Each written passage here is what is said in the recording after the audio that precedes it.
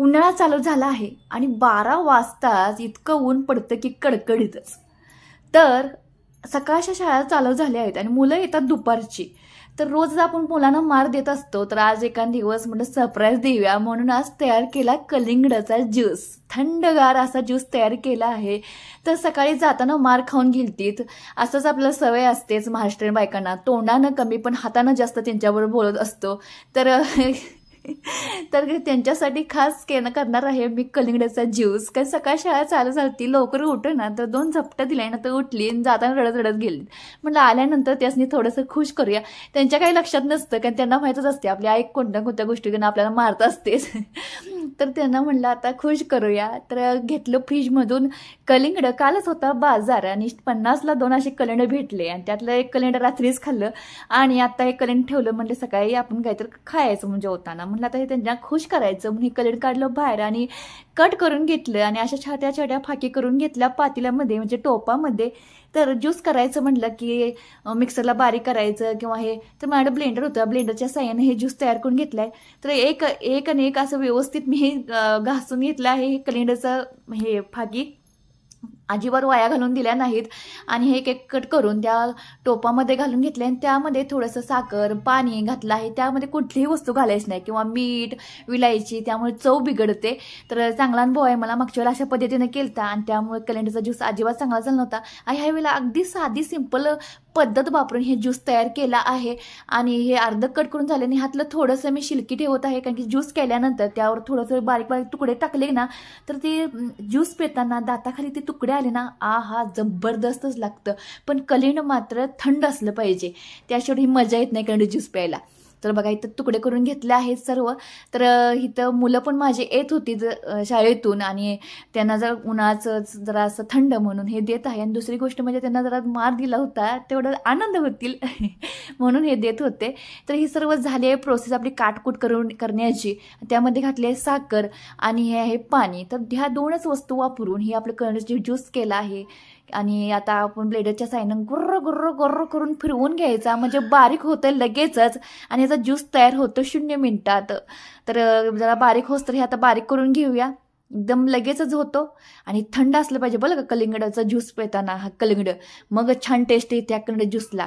तर हाच ग्लास आपल्याला मोठाच्या मोठा भरून जे ज्यूसचा असतो तो सांगलीमध्ये आपल्याला 90 रुपयाला मिळतो आणि घरामध्ये अगदी 30 रुपयेमध्ये 2 ग्लास नाही 3 ग्लास असे ज्यूस तयार झाले कलिंगडाचे, हे एकदम भरभरून असे। तर बघा ना किती 9 त्रिक 27 म्हणजे 270 रुपये मधलं काम आपलं 30 रुपयेमध्ये घरच्या घरी झालं। तर आता हा ज्यूस आपण चाळणीमध्ये चांगला शोधून घ्यायचा, म्हणजे बी असतं ते बी आपलं निघतं चाळणीनं शोधल्यानंतर आणि एकदम ज्यूस असा एकदम मस्त तयार होतो। थंड पाणी, त्यामधलं साखर आणि हे कलिंगडमध्ये सुद्धा पाणी भरपूर असतं। तर उन्हाळ्यामध्ये कलिंगड लिंबू सरबत हे पेलेच पाहिजे, खूपच आपल्या शरीराला पाण्याची गरज असते या उन्हाळ्यामध्ये। तर हा कलिंगड ज्यूसमध्ये त्यातलाच आहे आणि आता डूब करून हा ग्लासमध्ये ओतून घेणार आहोत। इथं ग्लास ठेवले आहेत आणि आता ओतून घेऊया।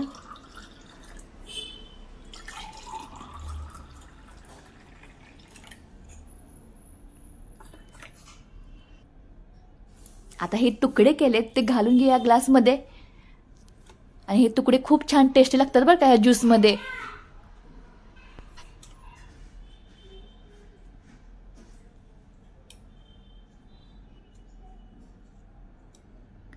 तर यामध्ये तुकडे घालून घेतले आहेत आणि ज्यूस आपला तयार झाला आहे कलिंगडाचा। अगदी 5 मिनिटाच्या आत हा कलिंगडाचा ज्यूस तयार झाला आहे। बाजारामध्ये ह्याची भरपूर किंमत आहे, घरच्या घरी नक्कीच अशा पद्धतीने ज्यूस करून प्या ह्या उन्हाळ्यामध्ये।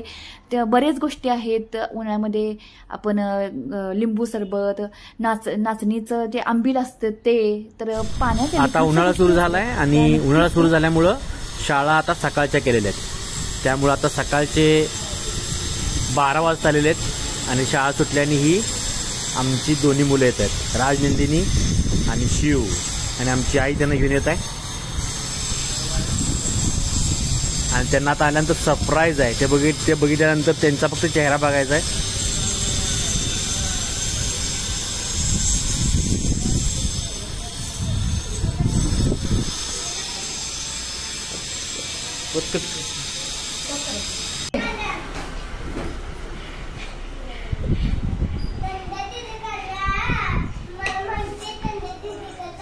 शिवही की नाही जात नाही जात.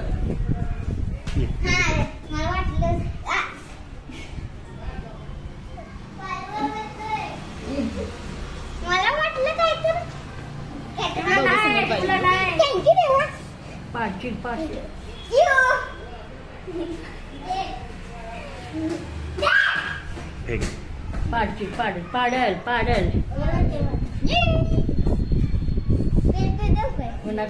कसं वाटलं?